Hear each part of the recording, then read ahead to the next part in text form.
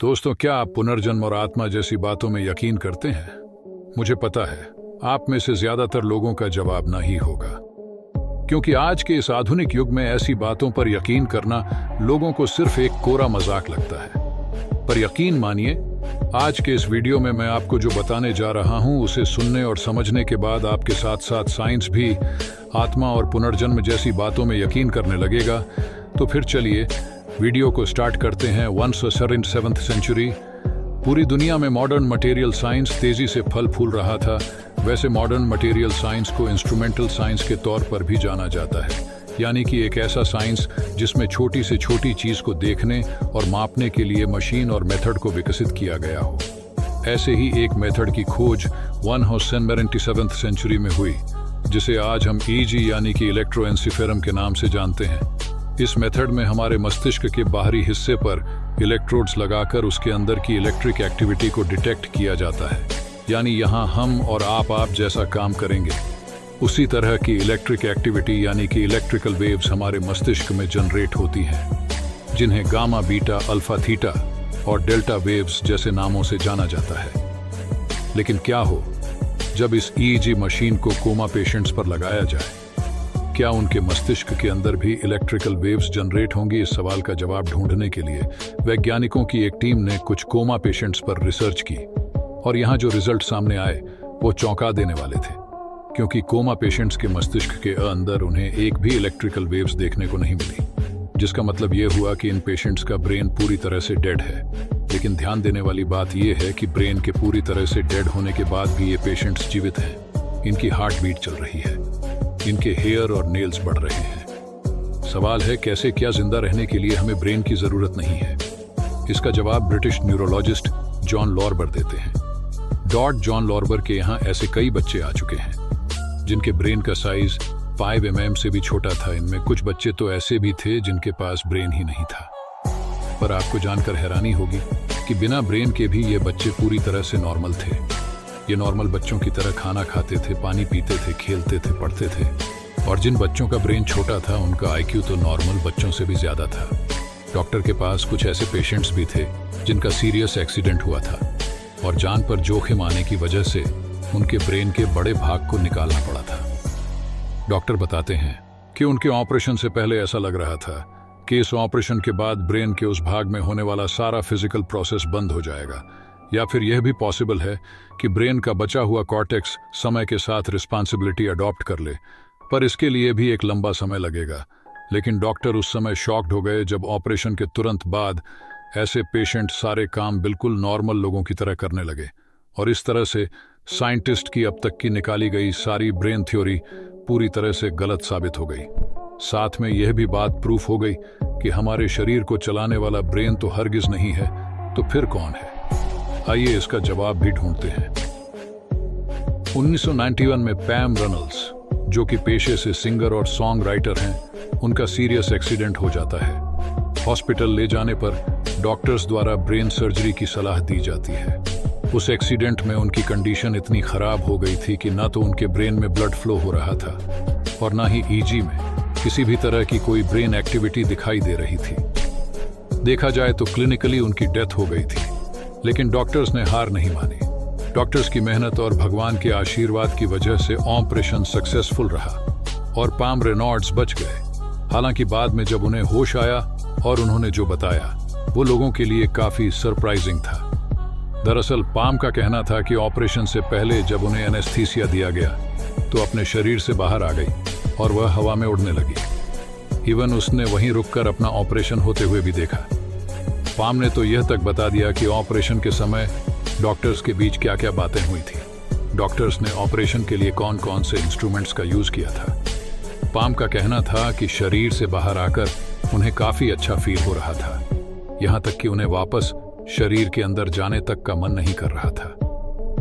दोस्तों, आप भले ही इस तरह के एक्सपीरियंस को सोल या आत्मा का नाम देंगे, लेकिन साइंस की लैंग्वेज में इसे आउट ऑफ बॉडी एक्सपीरियंस या नियर डेथ एक्सपीरियंस कहा जाता है। और ऐसे एक दो नहीं बल्कि हजारों केस मौजूद हैं। लेकिन मेन स्ट्रीम साइंस इस बात को दुनिया के सामने लाना नहीं चाहता, क्योंकि उनके पास सोल के एग्जिस्टेंस का कोई प्रूफ नहीं है। लेकिन हमारे पास है। जी हाँ, आपने बिल्कुल सही सुना। आत्मा का वर्णन हमारे धर्म ग्रंथों श्रीमद् भगवद गीता में भी किया गया है, जहां यह बताया गया है कि आत्मा को शस्त्र से काटा नहीं जा सकता, अग्नि उसे जला नहीं सकती, जल उसे गीला नहीं कर सकता और वायु उसे सुखा नहीं सकती। जिस प्रकार मनुष्य यानी कि हम इंसान पुराने वस्त्रों का त्याग करके नए वस्त्र धारण करते हैं, उसी प्रकार आत्मा पुराने शरीर का त्याग करके नए शरीर को धारण करती है। और इस बात को Canadian born American psychiatrist John Pretyman Stevenson ने भी माना है। उन्होंने अपने 90 साल के साइंटिफिक करियर में 3000 प्लस पुनर्जन्म यानी कि रीइनकार्नेट के केसेस डॉक्यूमेंट किए हैं, और इन केसेस में भी सबसे ज्यादा केसेस 3 से 5 साल के बच्चे के हैं।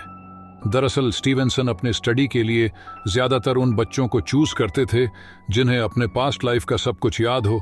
फॉर एग्जाम्पल, पास्ट में वो कौन थे, उनके पेरेंट्स कौन थे, उनका घर कहाँ है, किससे वो ज्यादा अटैच थे, इन सारी जैसी तमाम चीजें जिनको याद थी, वो उन्हें ही डॉक्टर स्टीवेंसन अपने लिए चुनते थे।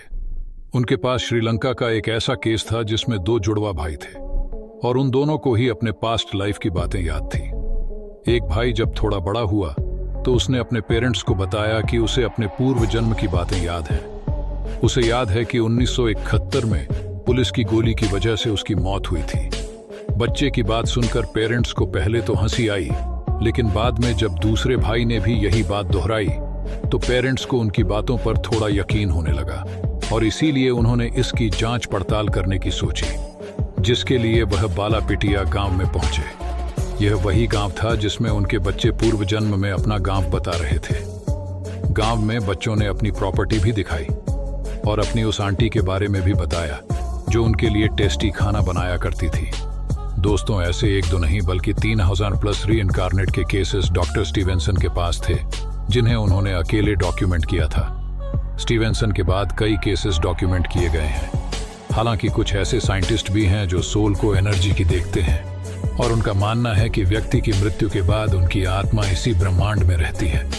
थर्मोडायनेमिक्स की थ्योरी भी इस बात को प्रूफ करती है, जिसके मुताबिक एनर्जी ना तो बन सकती है और ना ही मिट सकती है। यह केवल एक जगह से दूसरी जगह अपना नेचर बदलती है। इसी तरह से आत्मा भी कभी नष्ट नहीं हो सकती है।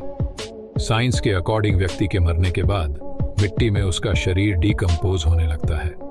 वही शरीर बाद में डीकम्पोज होकर एक पेड़ बनता है, जिसे जानवर अपना भोजन बनाते हैं। यानी यहाँ मतलब साफ है, एनर्जी एक जगह से दूसरी जगह ट्रांसफर होती है। दोस्तों, यह तो बात रही व्यक्ति के शरीर की, पर सोचने वाली बात यह है कि व्यक्ति की मृत्यु के बाद उसकी आत्मा कहाँ जाती है। हो सकता है एनर्जी का कभी भी नष्ट ना होने वाला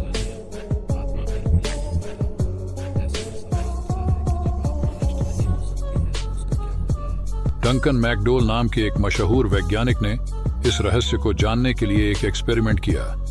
इस एक्सपेरिमेंट के दौरान उन्होंने व्यक्ति की मृत्यु से पहले उसके वेट को नापा और उसकी मृत्यु के बाद उसके वेट को फिर से नापा।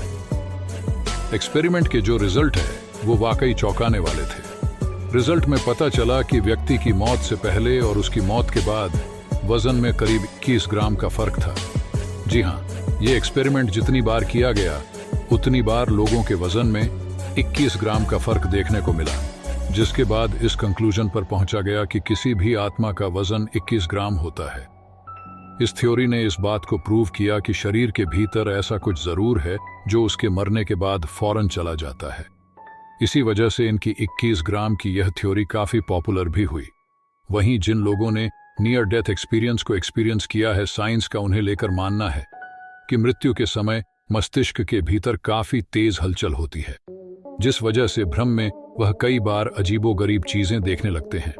हालांकि सच क्या है ये कोई भी नहीं जानता है।